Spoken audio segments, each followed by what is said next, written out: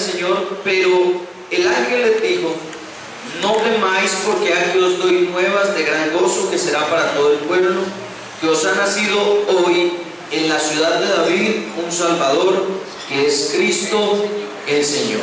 Amén.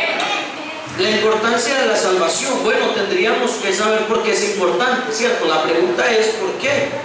Porque si vamos a hablar de que es importante, de una vez lo primero que surge es esa pregunta: ¿por qué es importante pues la salvación? Así que para entender la importancia de la salvación, primero tenemos que entender qué quiere decir eso de salvar y por qué eso es importante para nosotros. Amén. Cuando vamos a la palabra de Dios nos damos cuenta de que el hombre tiene un grave problema. Escúchalo bien. El hombre está en un problema muy grave. Y uno dice: pero ¿y qué tan grave puede ser ese problema? Y lo que pasa es que el problema que el hombre tiene no es ni siquiera con el diablo, porque a veces nos han hablado tanto del diablo que pareciera que el mayor problema que tiene el ser humano es el diablo. Pero no es con el diablo. Una de las cosas que tenemos que entender es que la Biblia habla de nosotros y nos ha llamado a todos nosotros pecadores. La Biblia ha dicho que el hombre, el ser humano por completo, está en el pecado. En Romanos capítulo 3 hace una pregunta Pablo en el verso 9: ¿qué pues? ¿Somos nosotros mejores que ellos? En ninguna manera. Pues ya hemos acusado a judíos y a gentiles, que todos están bajo pecado, como está escrito: no hay justo ni aún uno, no hay quien entienda, no hay quien busque a Dios, todos se desviaron, a unas hicieron inútiles, no hay quien haga lo bueno, no hay ni siquiera uno. Estos días yo estaba hablando con alguien y le estaba explicando ese pasaje. Y yo le decía: lo que pasa es que a nosotros nos han enseñado que nosotros sí somos buenos. Y nos han enseñado no solo que somos buenos, sino que siempre debemos ser buenos. Y yo le decía: usted sabrá a quién le cree. Si le cree a su mamá, a su papá o a los amigos suyos de que usted es muy bueno, o le cree a lo que la palabra de Dios dice. Pero la palabra de Dios no dice que somos muy buenos. La Biblia dice que somos pecadores, dice que somos malos, dice que no hay bueno ni siquiera uno. Y si eso es verdad, pues eso nos incluiría a todos, ¿cierto? A todos los seres humanos. No hay bueno ni siquiera uno, no hay quien entienda, no hay quien busque a Dios. Todos se desviaron a una, se hicieron inútiles. Entonces, cuando uno mira que eso es lo que la palabra de Dios dice, luego uno dice: ¿y eso qué tiene que ver entonces conmigo? Porque está bien, y si yo soy malo, ¿cuál es el problema? Lo que pasa es que la Biblia dice también ahí mismo en Romanos, el capítulo 6, verso 23, un verso tan conocido: porque la paga del pecado es muerte, mas la dádiva de Dios es vida eterna en Cristo Jesús, Señor nuestro. Escucha bien lo que dice el pasaje: porque la paga del pecado es muerte. Es decir, que si yo trabajo para este Señor y este Señor se llama pecado, yo voy y me bajo a trabajar, como se dice, me pongo a trabajar duro y estoy trabajando para este Señor que se llama pecado. Cuando yo vengo donde Él por mi paga, con lo que Él me va a pagar a mí es con la muerte. ¿Usted cree que eso es un buen pago o un mal pago? Así que el pecado le paga mal al que trabaja bien para Él. Mientras usted más se envuelve en el pecado y vive más en el pecado, más se le va acumulando el pago y más rapidito a veces le va llegando. Porque ahí está, el pecado es tan buena paga que te busca para pagarte. Y la paga del pecado, dice la Biblia, es la muerte. Pero mire que no dice que la paga de Dios, no, porque Dios no tiene que pagarnos a nosotros nada. Dice la dádiva, el regalo de Dios es vida eterna en Cristo Jesús, Señor nuestro. Un aplauso para el Señor en esta tarde. A su nombre de gloria, a su nombre sea dada la alabanza. Así que el regalo de Dios es vida eterna. Pero estamos mirando que si todos somos pecadores, así que todos vamos a obtener la misma paga. ¿Con qué se nos va a pagar si todos somos pecadores? Con la muerte. Eso es lo que está diciendo la Escritura, no es lo que yo digo. El hombre que vive en el pecado tiene que morir. ¿Por qué? Porque el pecado va a pagar con la muerte. Ahora, cuando nosotros nos acercamos a la Escritura, tenemos que entender por qué el pecado es tan peligroso para el ser humano. Jugar con el pecado nunca es bueno. Nosotros hemos aprendido que hemos renunciado a la impiedad, ¿lo recuerdan? A los deseos mundanos. Eso nos lo ha enseñado es que, ¿quién lo recuerda? La gracia de Dios, ¿cierto? Porque la gracia de Dios nos enseñó eso, nos enseñó que debíamos renunciar a la impiedad y a los deseos mundanos y vivir en este mundo de una manera justa, de una manera sobria, de una manera que le agrade a Dios. Lo que pasa es que en Romanos capítulo 1 también dice el verso 19, porque lo que de Dios se conoce les es manifiesto, pues Dios se lo manifestó. Porque las cosas invisibles de Él, su eterno poder y deidad, se hacen claramente visibles desde la creación del mundo, siendo entendidas por medio de las cosas hechas, de modo que no tienen excusa. ¿Quiénes no tienen excusa? Nadie. ¿Por qué? Porque Dios se ha manifestado y ha hablado a nosotros de muchas formas y de muchas maneras. Pero también nos dice algo importante sobre el Evangelio. El Evangelio es el anuncio, es una buena noticia que la leíamos ahorita. El Evangelio contiene una buena noticia y la buena noticia es la que dieron unos ángeles a unos pastores que estaban allí cuidando sus rebaños, y los ángeles dijeron: les damos una buena noticia, les anunciamos algo bueno, que os ha nacido hoy en la ciudad de David un Salvador, el cual es Jesucristo el Señor. Cristo el Señor. Él es el Salvador. La pregunta es: ¿y de qué tiene entonces que salvarnos? Porque la palabra salvación implica que hay un peligro y que hay un riesgo. Por ejemplo, este vaso es de cristal, ¿cierto que sí? Y esta agua muy rica. Este vaso es de cristal, y si este vaso está ahí quieto, no hay ningún problema con él. Pero si de pronto yo lo agarro y de casualidad lo agarro mal y se me lisa, y el hermano César alcanza a ver que el vaso va para el piso y le echa mano en el aire, ahí mismo César me dice: uy, hermano, lo salvé. ¿Cierto? Uy, hermano, lo salvé. Yo digo, bueno, pues si salvó ese vaso, ¿cuál es el problema? Si se hubiera quebrado, uno dice, uno lo paga, no es tan costoso. Pero ¿qué tal que ese vaso costara muchísimo dinero y yo no tuviera el dinero que cuesta el vaso? Supóngase que es un vaso costosísimo por cualquier cosa, y el vaso cuesta muchísimo dinero, y yo no tengo con qué pagar si el vaso se quiebra. Resulta que el vaso va a quebrarse y él lo agarra y él me dice: uy, hermano, lo salvé, ¿qué hago yo? Lo abrazo y le doy besitos. ¿Cierto? Porque yo digo: oye, hermano, me salvaste, no tengo cómo agradecerte. Donde eso se quiebre, yo no tengo con qué pagarlo, pero tú me salvaste. Quiere decir que si el vaso está por aquí y está tranquilo, no necesita quien lo salve. Pero si el vaso se va a quebrar y alguien lo agarra, ese fue el que salvó el vaso. Pues resulta que la salvación implica de que había alguien que estaba perdido. No que se iba a perder, alguien ya estaba perdido. La Biblia dice de la siguiente manera en San Juan capítulo 3, escuche lo que dice. San Juan capítulo 3, verso número 18. El que en él cree no es condenado, pero el que no cree ya ha sido condenado. Escuche esto: no va a ser ni será condenado.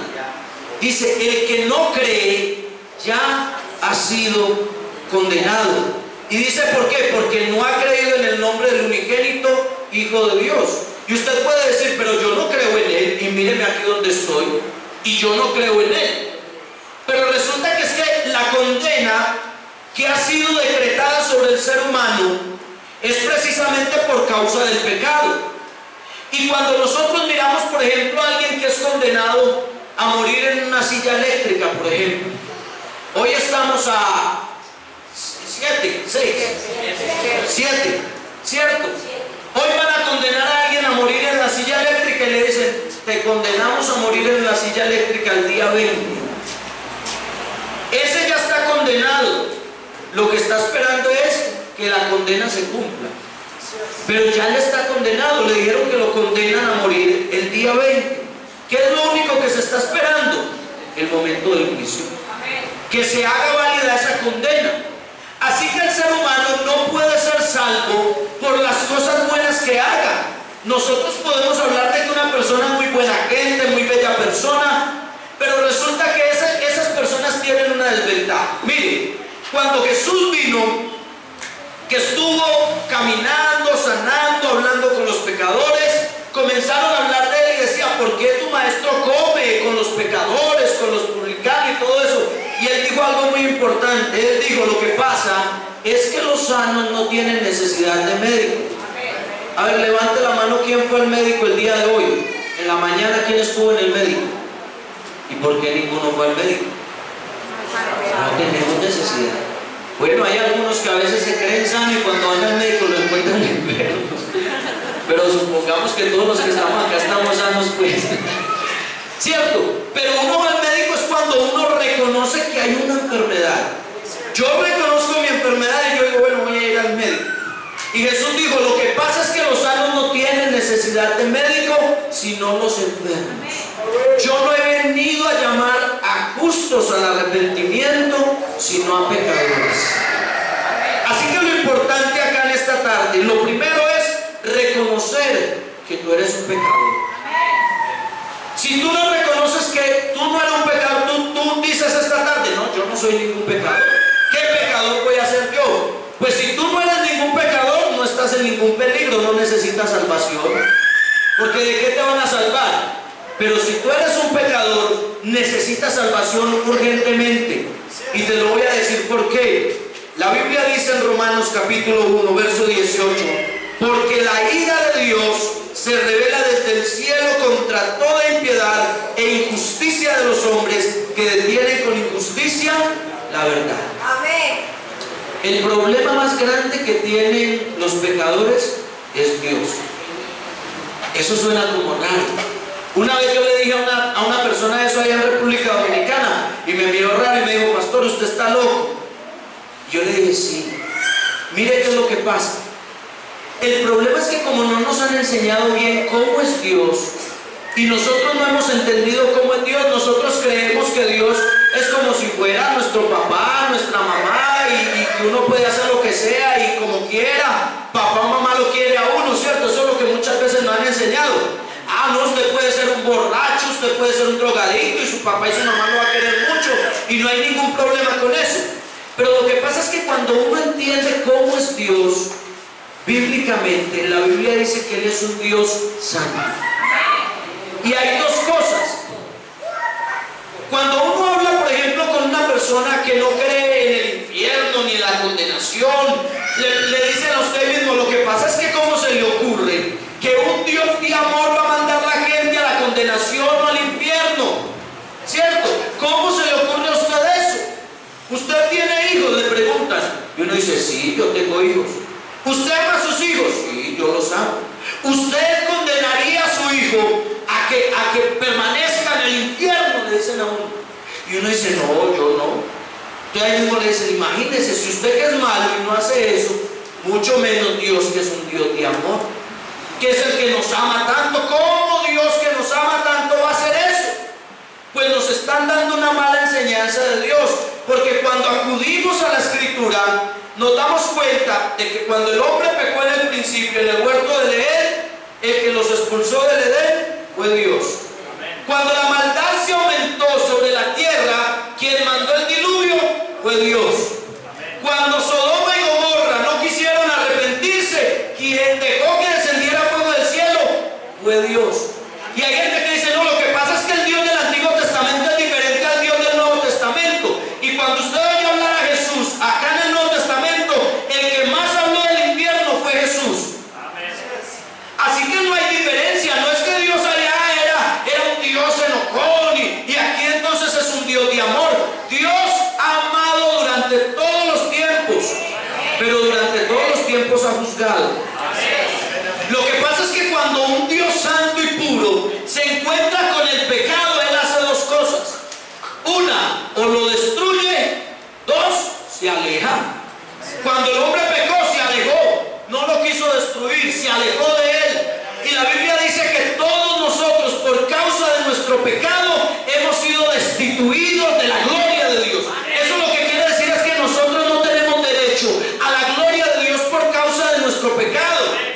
¿Quiere decir eso que Dios no nos ama? No, no, no. Dios nos ama. Porque mira lo que dice Romanos capítulo 5. Escucha bien. Lo que tú tienes que entender es que tu pecado te está alejando de Dios. Y te va a alejar de Dios si tú mueres en tu pecado por la eternidad. Porque Dios no tiene nada que ver con el pecado. Pero hay una oportunidad y hay una esperanza en esta tarde en Dios mismo. Romanos capítulo 5. Justificados pues por la fe, tenemos paz para con Dios por medio de nuestro Señor Jesucristo, por quien también tenemos entrada por la fe a esta gracia en la cual estamos firmes y nos gloriamos en la esperanza de la gloria de Dios. Y no solo esto, sino que también nos gloriamos en las tribulaciones, sabiendo que la tribulación produce paciencia, y la paciencia prueba, y la prueba esperanza, y la esperanza no avergüenza, porque el amor de Dios ha sido derramado en nuestros corazones por el Espíritu que nos fue dado. Porque Cristo, cuando aún éramos débiles, qué palabra, hermano. Hay algunos que dicen es que Dios no ama al pecador. Por supuesto, Él ama al pecador. Porque mire cuándo ocurrió la salvación. No fue cuando estábamos buenos y cuando estuvimos buenos, nunca. Pero mire cuándo ocurrió la salvación. Porque Cristo, cuando aún éramos débiles, a su tiempo murió por los impíos. A su nombre la gloria. Él no murió por personas santas. Él no murió por personas justas. Él murió por personas pecadores. Y la Biblia dice, murió por los impíos. Hay gente que dice, pero ¿será que un Dios tan bueno, tan santo, sí podrá morir por mí, que soy tan pecador? Porque hay algunos que dicen, pero es que yo que he hecho tantos pecados, tanta maldad.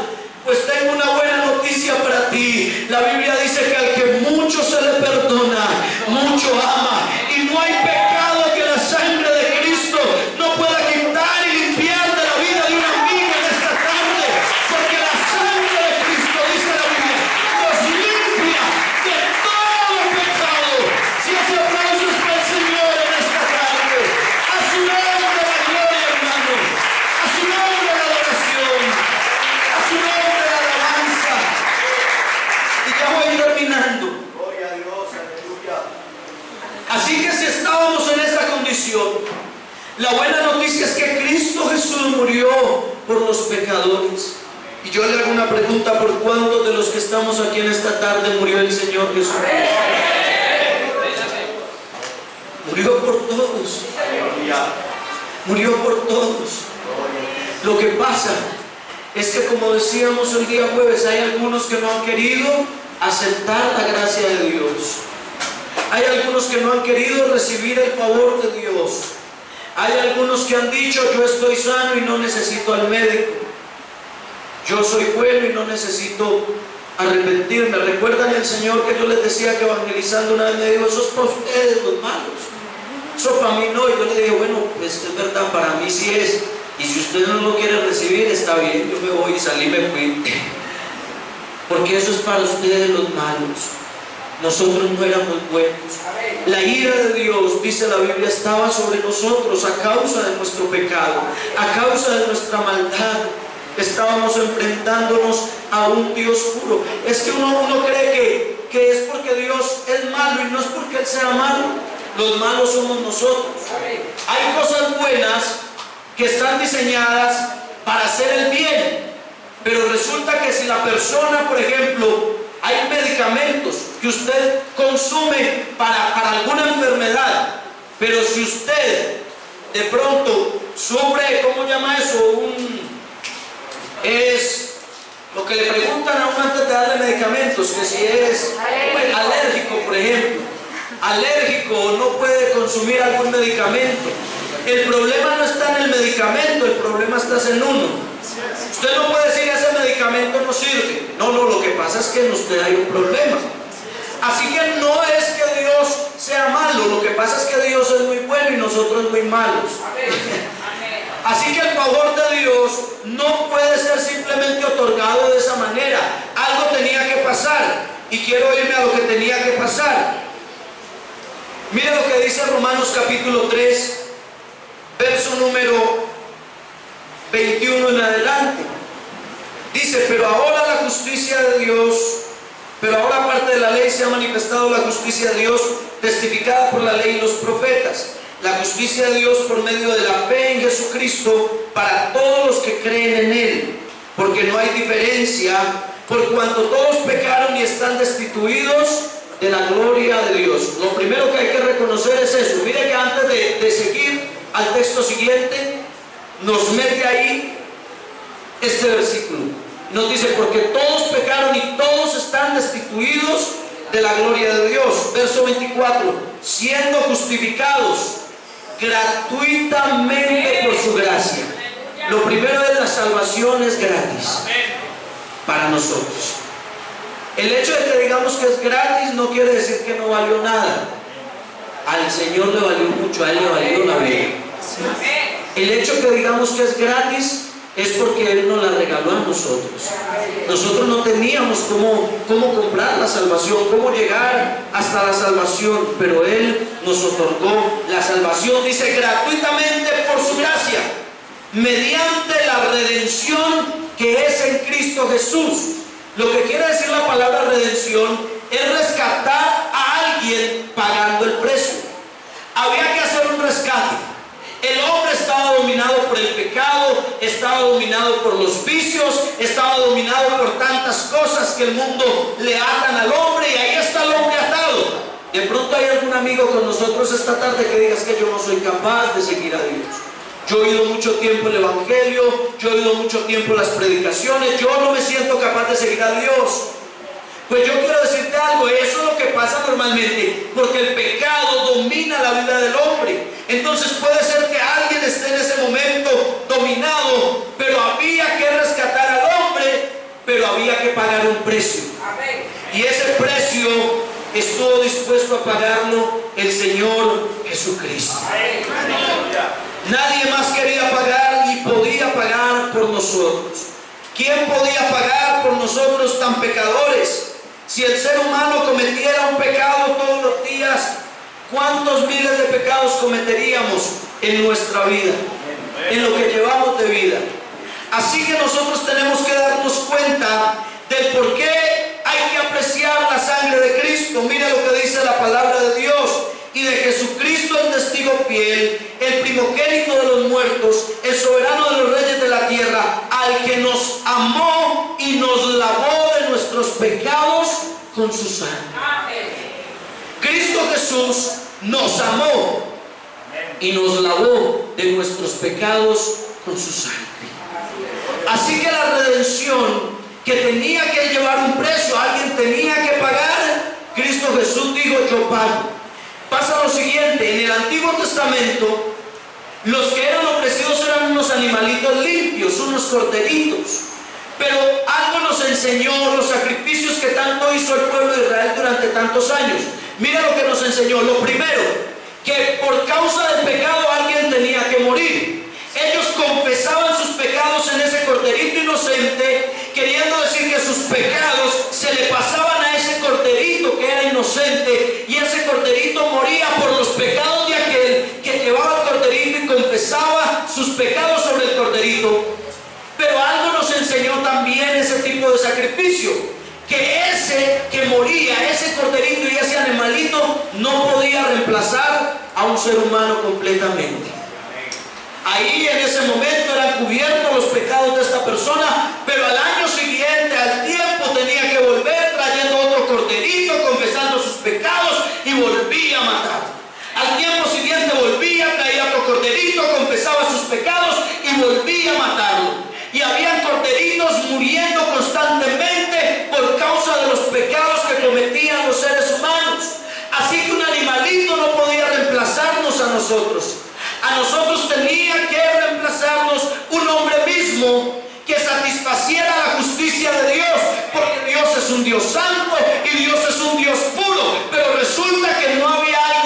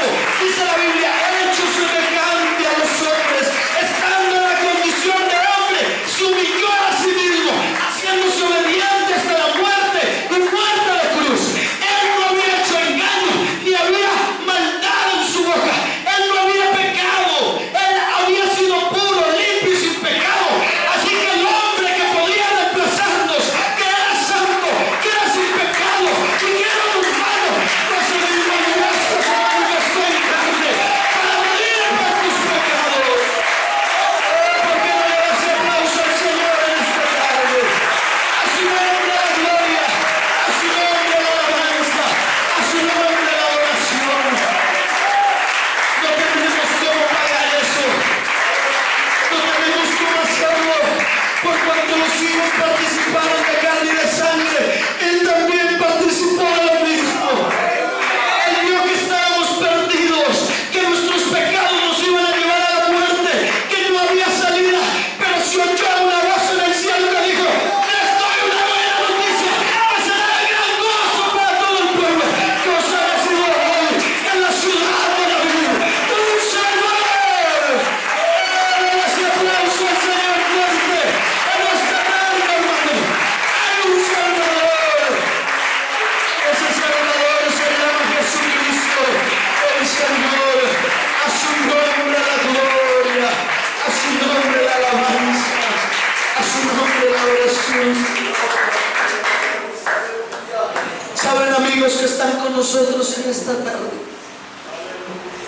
la importancia de que tú te vayas hoy salvo para tu casa. Escúchame bien, hoy salvo para tu casa. La gente piensa que cuando el predicador dice que usted se puede morir hoy, es como metiéndote presión. Pero no, eso se lo puede ir a decir su hijo en la casa, no tiene que decírselo el predicador. Su hijo en la casa le puede decir que usted se puede morir hoy. Es más, aunque no se lo digan, usted se puede morir hoy, es lo primero. La vida no la tenemos asegurada, no la tenemos comprada, pero usted puede morirse durante 20, 30 años. No tiene que ser hoy, puede ser dentro de 20 o 30 años si el Señor no ha venido. El problema no es cuando usted se muere, sino cómo usted se muere, en la condición en la que usted muere. No es si es hoy o si es dentro de 10 o 20 años, si el Señor te permite la vida, sino es cómo tú te mueres. Dice que cerca de 8.000 millones de personas estamos acá en la tierra, y le voy a hacer una pregunta. ¿Usted cree que 100 años para que una persona viva es poco o es mucho tiempo? ¿Ah? Si paramos aquí a un anciano que tenga 100 años, ¿usted creería que ese anciano vivió poquito o vivió mucho? ¿Cierto que vivió mucho 100 años para un ser humano? Hoy en día, que están muriendo tantos jóvenes, que están muriendo tantas personas, 100 años es mucho. Pero sabe que cerca de 8.000 millones de personas que hay en el mundo, en 100 años habrán muerto. ¿Sabe de pronto quién no habrá muerto en 100 años? El que apenas está naciendo hoy, si acaso. Porque si nace hoy, cuando pasen los 100 años, ese que nació hoy tendrá 100 años. Pero yo te hago una pregunta: ¿será que 100 años para que 8.000 millones de personas mueran? Las personas que habitan toda la tierra, ¿serán poquitas personas o muchas personas para que mueran en 100 años? Si no nacieran hijos, escuche esto, si no nacieran hijos de ahora en adelante, en 100 años prácticamente no habría nadie en la tierra. Quiere decir que lo que puede ser mucho para una persona, uno dice: wow, vivió 100 años. Para que tantas personas en el mundo mueran es algo muy poquito. Qué triste es cuando una persona ha oído el Evangelio, que es la única esperanza de salvación. No hay otra esperanza. Pero qué triste es cuando una persona ha oído el Evangelio para la salvación de su alma y lo ha despreciado. Eso es como usted ir en un avión que va en picada y que le estén ofreciendo un paracaídas y usted diga: yo no necesito eso. Qué triste es cuando un amigo muere del pecado.